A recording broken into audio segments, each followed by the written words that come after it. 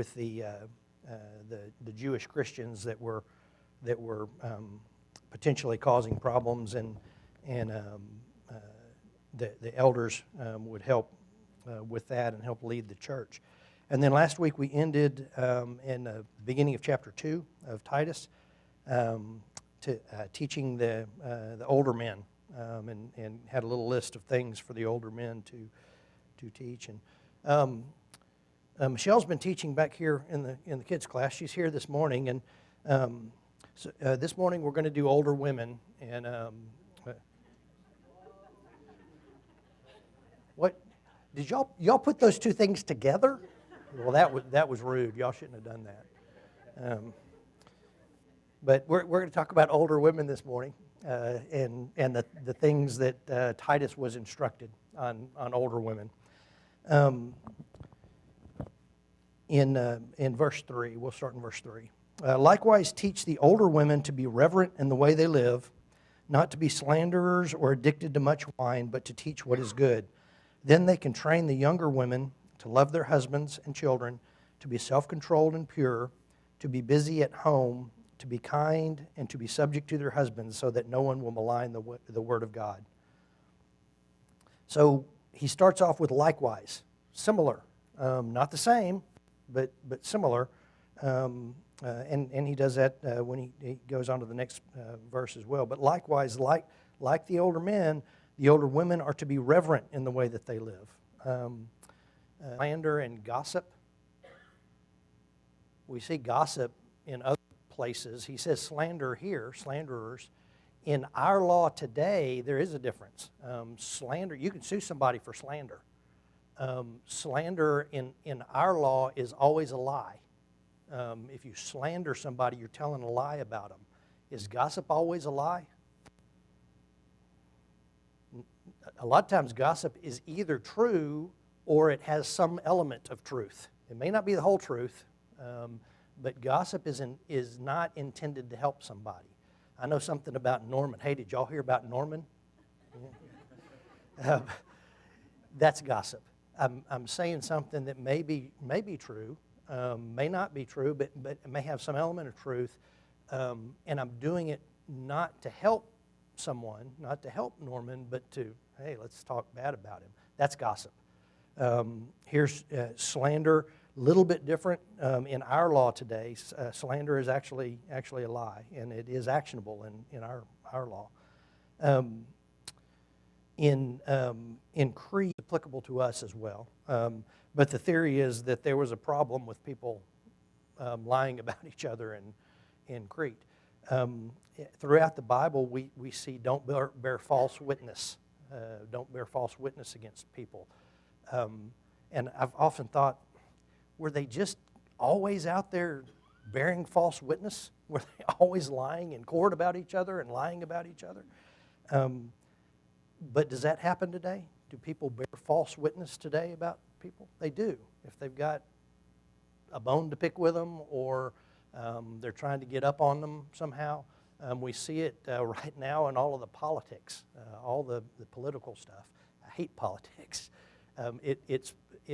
Part of it is to try to divide us, right? They want to divide us into groups that they can grab onto, and I think a lot of the false witness, that's what a lot of it is. And I think today it's an issue. Not sure it's the same issue that they had then, but it's a similar issue. Not addicted to much wine. We saw that with elders as well. Addicted to much wine, people become slaves to it, right? It's something that they just can't get away from when they become addicted. It is addictive to some people more than others, but when they're addicted, it becomes a driving force in their life. They're just looking for that next time. This can't be grape juice, right? People will argue that wine, it's not. They're not talking about alcohol, and not necessarily this passage, but in other passages. Clearly, it's alcohol. That's what this is talking about. It's wine that you can become addicted to. There's lots of wine in that area today. We were fortunate to go on a trip over to Greece, and we went to some of those islands down there, and they grow wine everywhere. It's a part of their daily life. They drink wine at meals. They drink wine all the time. And it was interesting. One of the islands down there, and I don't know exactly how Crete is. I think it was Santorini, but it's a rock. You know, there's nothing else there. You know, we think of grapevines as growing up on a fence or a trellis or something. The wind's so bad on that island, they grow grapevines. It looks like a donut on the ground. You'll be driving by, and they'll take them and they'll train them in a circle. But they wanted grapes so bad on that island so that they could make their own wine that they came up with a new way to do grapevines. It's a part of life there, and still today. And so you could see how becoming addicted to much wine could be a real problem in Crete at the time, because it is. It's a part of their life, and even more so then, I think, because they didn't have other options to drink. Yes, sir. Back then, did they drink a lot of wine because the water was not clean? Yes, yeah, and that's So this would be just in excess of the daily norm. right. Yeah, addicted, and similar to what we saw with elders, and can I speak up? Okay, yeah. Paul even told Timothy to drink a little wine to help him sleep, to settle his stomach, kind of a medicinal use. But it was a part of their daily life, and I think it is still today in that part of the world. Yes, sir.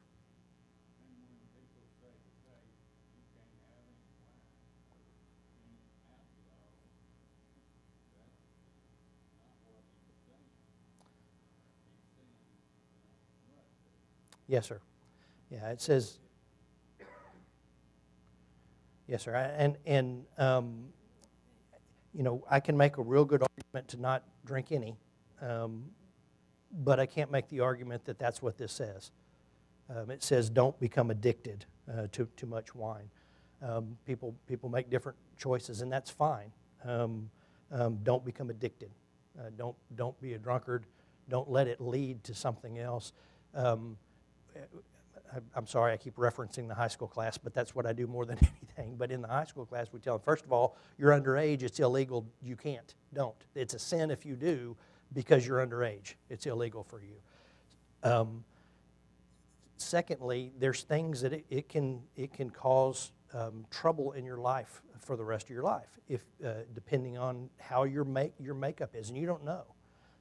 My family history, not immediate, but a couple back, we've had some alcoholics that it ruined their lives, and you know, you hear some stories. I choose not to because I don't see the value in it.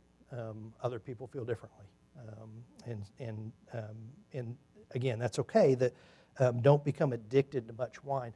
The other thing that we talk about with the kids is you're not to become drunk. Well, Texas drunk is, what is it, 0.8? 0.08, yeah, 0.8, yeah, it would be pretty bad. 0.08, what is God's drunk?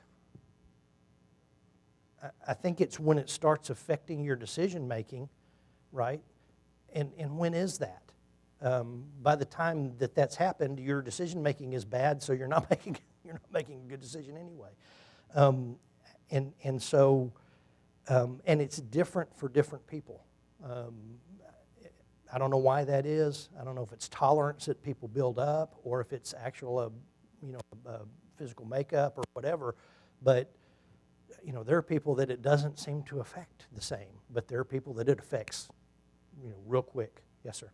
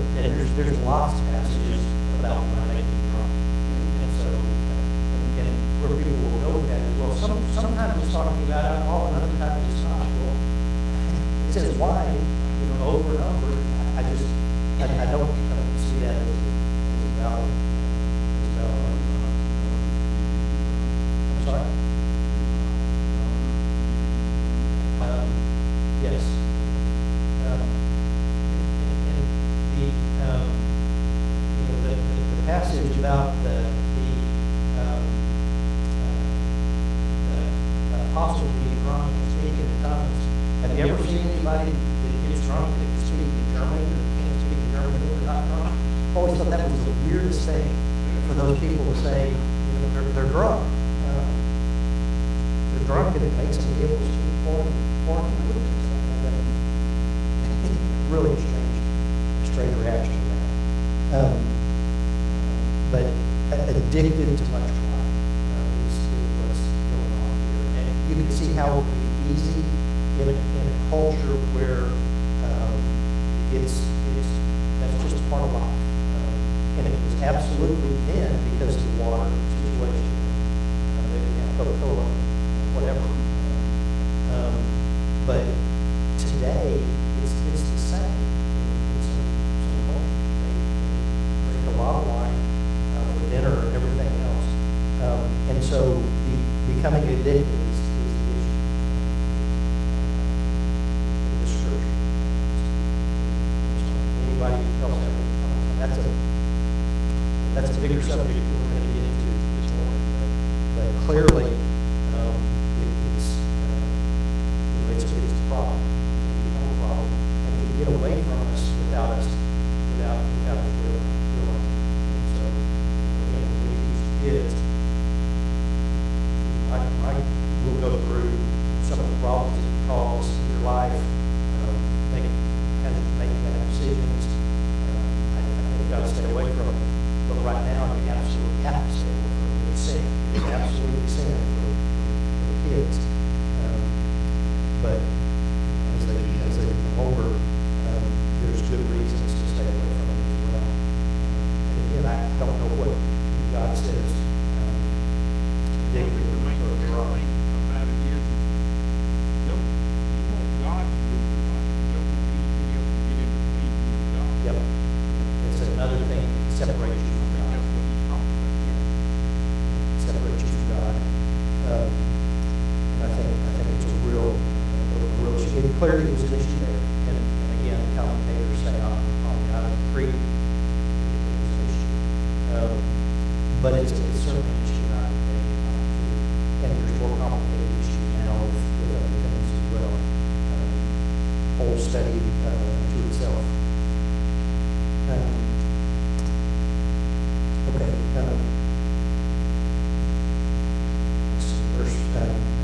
Or addicted to much wine, but to teach what is good. So older women, remember we're talking about the older women here, to teach what is good. Who are the older women teaching? In that case, younger women and kids for that matter. But verse 4, then they can train the younger women to love their husbands and children, to be self-controlled, pure, to be busy at home, to be kind, so on. So they are to be teaching the younger women. And the word then,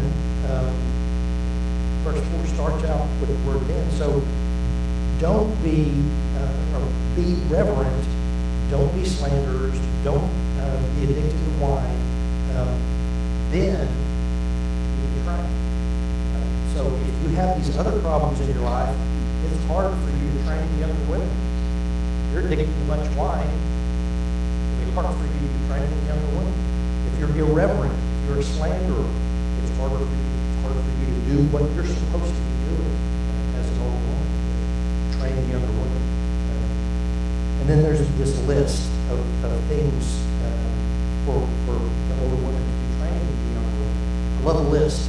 Paul does a lot of lists. There'll be good lists and bad lists. I love a list because it's just very clear.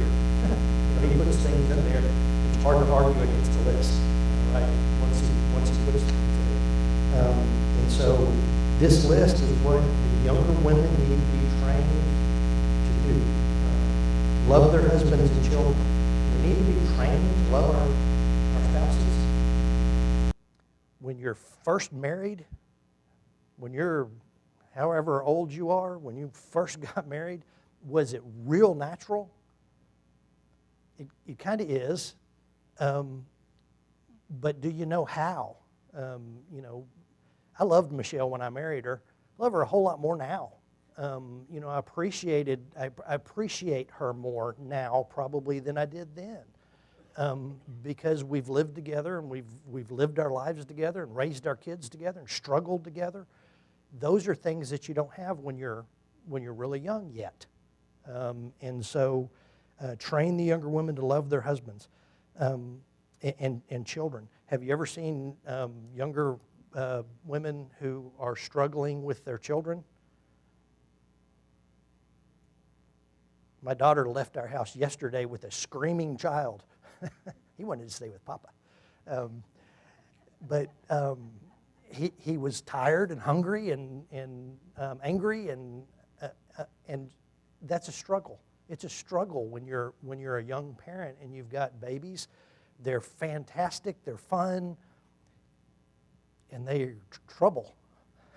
It's tough. That's why God gives them to young people.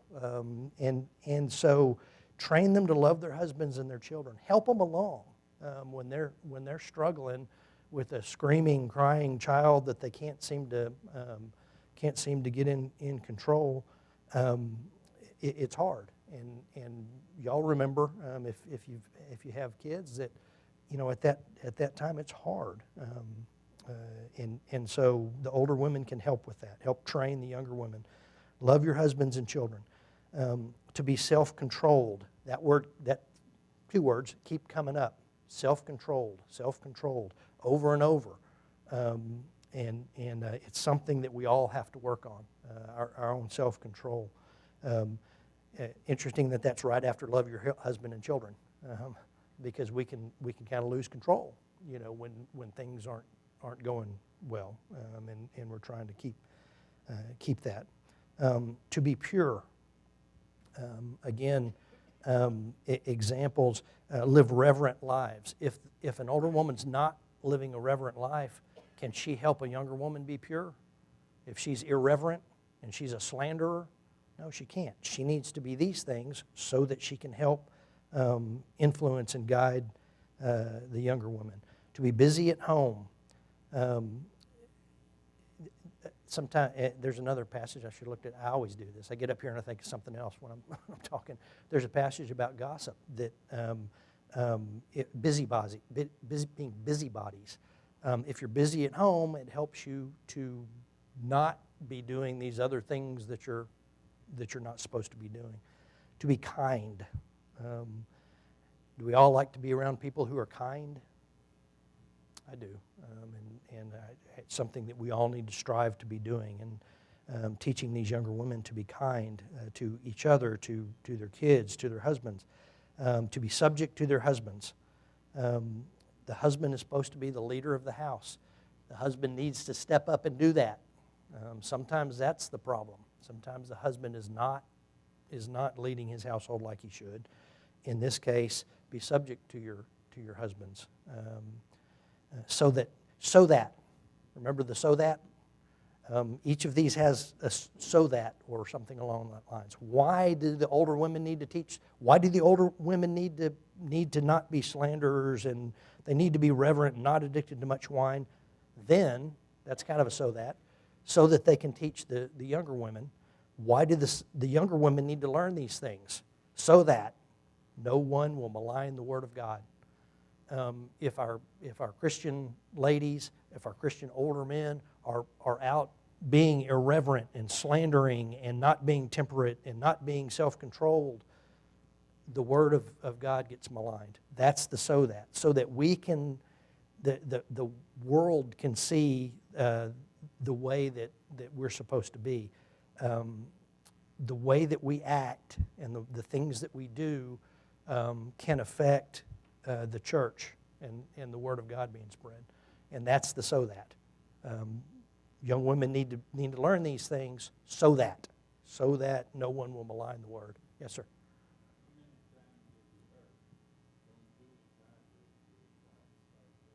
Yeah. Do as I say, not as I do. Yeah.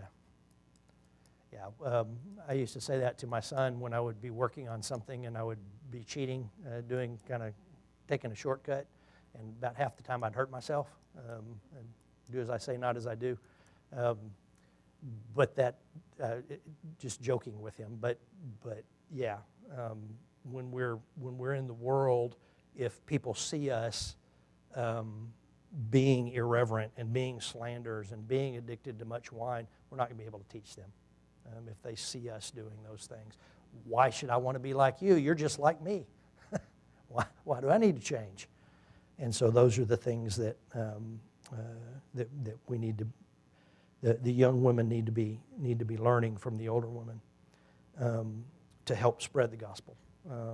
And all of these things, kind of like we talked about with the elder qualifications, they're not superhuman.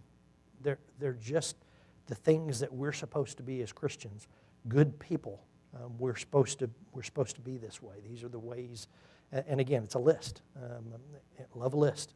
These are the good things that you as young women are supposed to be, and that you as older women are supposed to be teaching the younger women to be, and helping them along. Any other comments on that?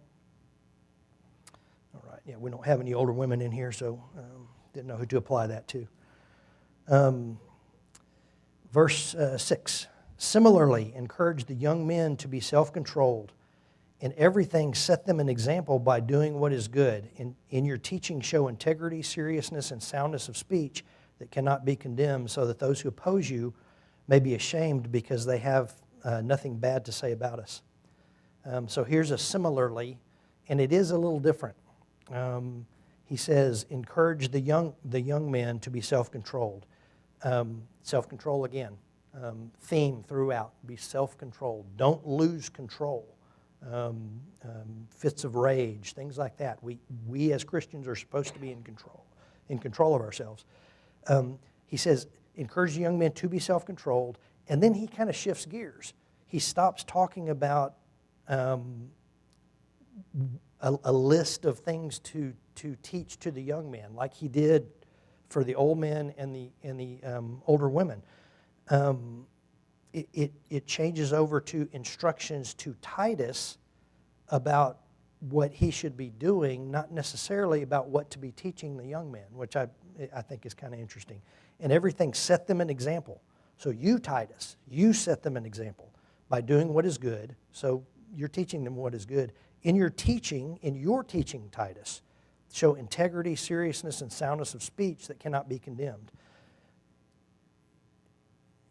So it's a little different. It's you as you, Titus, you're supposed to be an example to these young men, and rather than this is what to teach them, this is how to show them. Yes, sir.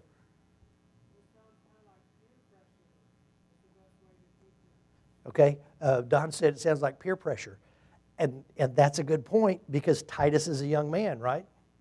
And so Titus is working with these younger men, and instead of you going out and you teaching the guy that's your peer this list of things, you show him. You show him what a young man should be doing. You're a young man. Go show him. The older women are to be teaching the younger women, they're not peers, right? It's a teaching situation. In Titus's role with the younger men, it is peers. They're peers, and so show them how they should be doing. It's doing, not just teaching. What you do is important, Titus, and how you do it is important to show these young men what they should do. It's more about Titus being an example than necessarily a teacher with the younger men. Show integrity. We should all show integrity. Seriousness and soundness of speech. I like to tell a joke every now and then. Messed with Michelle a little bit this morning. Is that what it's talking about? Seriousness. Do we have to be stone serious all the time? No. I like to think that Jesus was fun, fun to be around, and I look forward to that, to being with him and with Paul and Peter and those guys. They joked around. They were fishermen, right? some of them.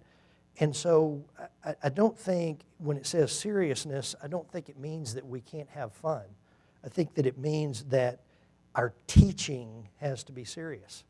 We need to be serious about what we're teaching, and our soundness of speech, the integrity, what we're sharing is so important that we have to take it seriously. We can't just muddle through and not be serious about what we're doing. And again, we've got to sow that. Soundness of speech that cannot be condemned, so that those who oppose you may be ashamed because they have nothing bad to say about us. If we give them things to oppose us with, they're going to use them, right?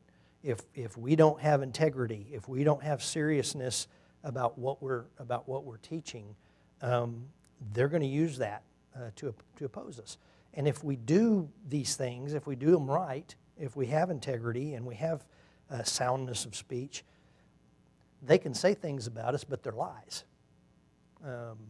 And that's the position we need to be in. We need to be in a position where people can't, we don't give them bad things to say about us. Because if we go back, to the earlier part of the chapter, if we're not temperate, if we're not worthy of respect, if we're not self-controlled, that gives them reason to oppose us. And if we're trying to teach somebody about Jesus and he says, I saw you throw a cussing fit the other day, that's going to give them reason to oppose us, give them reason to malign the Word of God. And so we have to be self-controlled for those reasons. So that. That's the so that. Any other comments on the younger men? Yes, sir. Yeah. Yeah. Yeah. Yeah.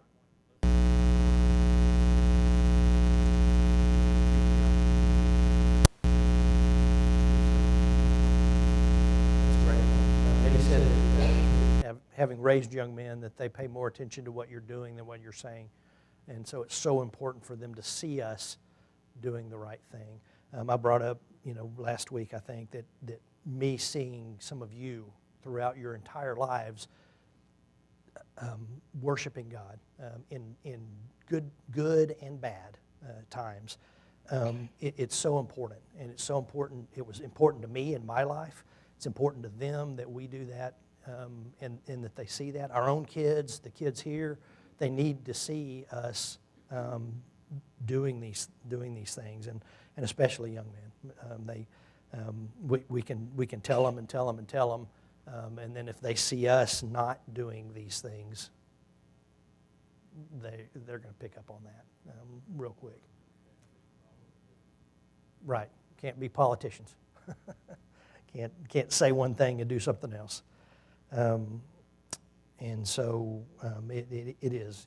And I think that's the difference with the young men than the older here with Titus being a young man. They need to see you, Titus.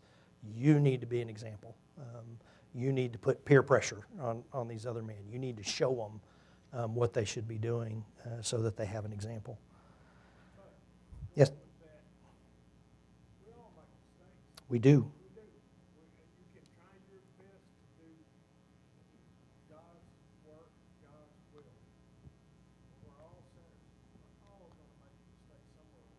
And do they need to know that too? Or should we hide that from them? Yeah. Right. No, I agree. Mike said that we're all sinners, and that they need to understand that as well. I'm going to do it again. When we're with the kids, we tell them, look, this is not a building full of pure, perfect people that have always been perfect. It's a building full of sinners who are forgiven. We're forgiven people, and we need to share that with other people. When we represent ourselves as perfect, that gives opportunity for people to malign the way. That's a so that.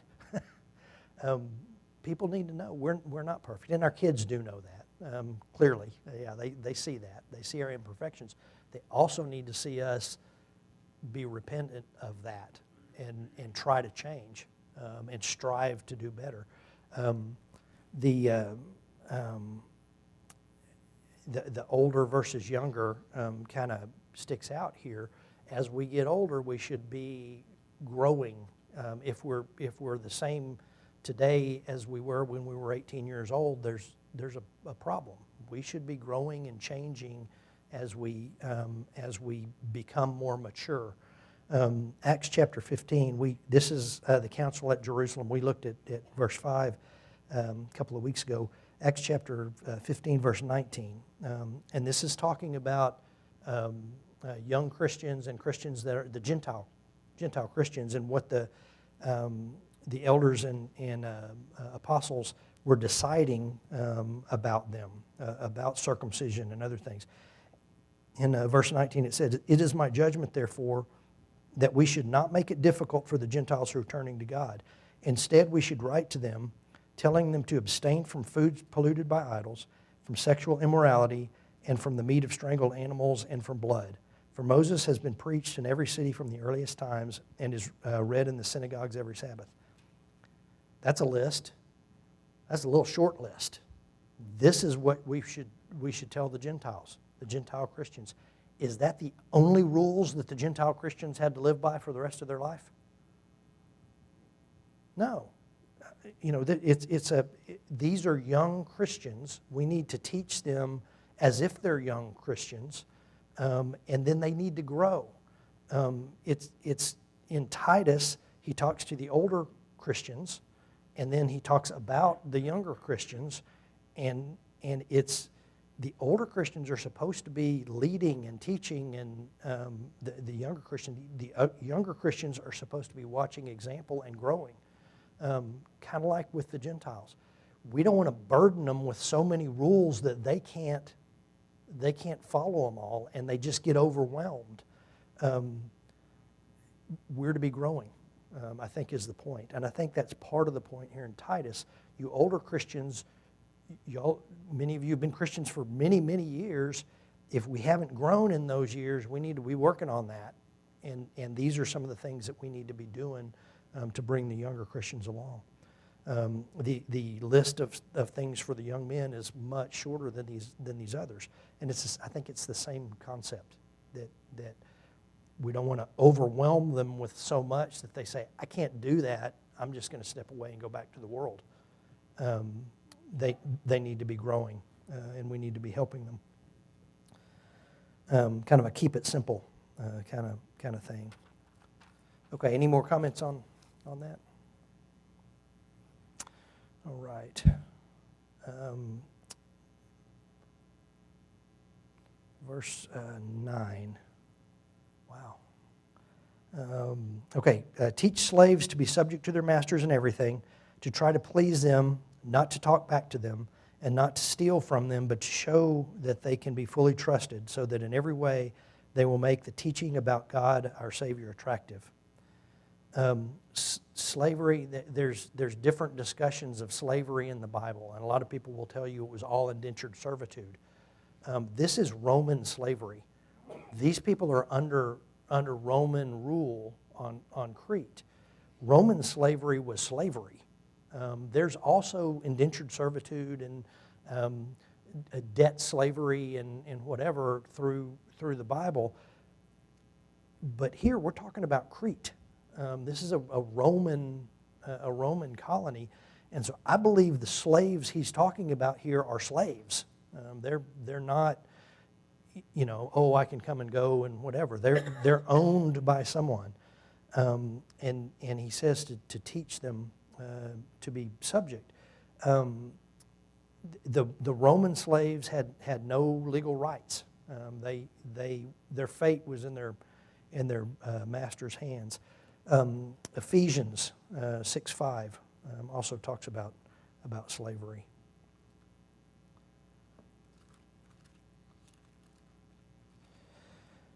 Slaves, obey your earthly masters with respect and fear and with sincerity of heart, just as you would obey Christ. Obey them not only to win their favor when their eye is on you, but like slaves of Christ, doing the will of God from your heart. Serve wholeheartedly as if you were serving the Lord, not men, because you know that the Lord will reward everyone for whatever good he does, whether he is slave or free. And Colossians has a similar passage. Owning people is wrong. Would we all agree with that? Owning someone, that is not in keeping with Christian love and Christian ethics. Yes, sir.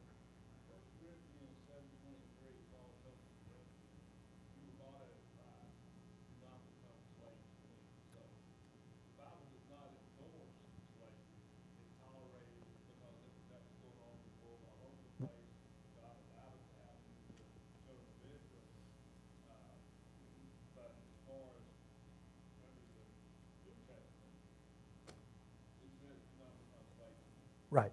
Yep. Slavery was a part of their world. It was a part of their world. When Jesus came, did he come to become a political leader? Some people thought he was coming for that. Did he? Is that why he came? He didn't take over. He didn't take over the Jewish political scene. He didn't care about it. He didn't take over the Roman political scene. Could he have? He could have. He didn't. That's not why he came. And so the concept of slavery is not in keeping with Christian love, but it was part of their society. And these teachings seem to be more along the lines of be the best Christian that you can be in whatever circumstance you find yourself in. Being a slave at this time, bad circumstance. Bad circumstance. He doesn't say you as a slave, you escape. Kill your master, run away. He says wherever you find yourself, whether you're a slave or a master, because he addresses masters too, wherever you find yourself, you be the best Christian that you can be, so that you can influence people. God sees a bigger picture than we do sometimes, and sometimes things that we think are super important are really less important than we think they are. Everybody loves paying your taxes, right? Look forward to April 15th, my favorite day, right? Be sure and put a little extra money in there. Did Jesus care about taxes? Did he say, I'm with you, let's all hate taxes together? That's not what he said. Let's see. That's where we're going. Yeah. Jesus, knowing their evil intent, you hypocrites, why are you trying to trap me? Show me the coin used for paying the tax. And they brought him a denarius. This is Matthew 22:18, I'm sorry. And he asked, whose portrait's on it? And whose inscription? Caesar's, they said. Give unto Caesar what is Caesar's, and unto God what is God's. The coin has Caesar's inscription on it. It's his. Why are you bothering me with this? That's a coin. I don't care about your coins. I care about your soul. That's God's. Matthew 8:22. He tells the people, let the dead bury their own dead. Come follow me. Is it important to take care of our families? Was he saying it's not? No, he was stressing the importance of following God. It's the most important thing. And in reality, it's the only important thing. Everything else in our life should revolve around that. The only important thing that we should worry about is our relationship with God. We have to do these other things. It's part of our life. It's not that we can just ignore them. I can ask one of our CPAs in here what happens if you don't pay your taxes. It's not good. Don't do that. Pay them. And it's a part of our world that we have to deal with, but it's not something that's real important to Jesus. Wealth is the same way. Do people, their whole life revolve around wealth and getting more? Yeah, and that's where wealth is a problem. If it separates you from God. I wrote down the wrong, no I didn't. Wrong passage. Then Jesus said to his disciples, if anyone would come after me, he must deny himself, take up his cross, and follow me. For whoever wants to save his life will lose it, and whoever loses his life for me will find it. What good is it for a man if he gains the whole world, yet forfeits his soul? Or what can a man give in exchange for his soul? It doesn't matter what we gain here. Our soul, our relationship with God is what matters. Yes, sir?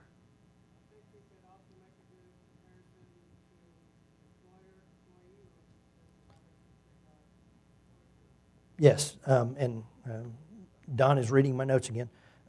We can apply the slave-master situation to employee-employer, and that come in verse 10. Try to please them, not to talk back to them, and not to steal from them, but to show that they can be fully trusted in every way.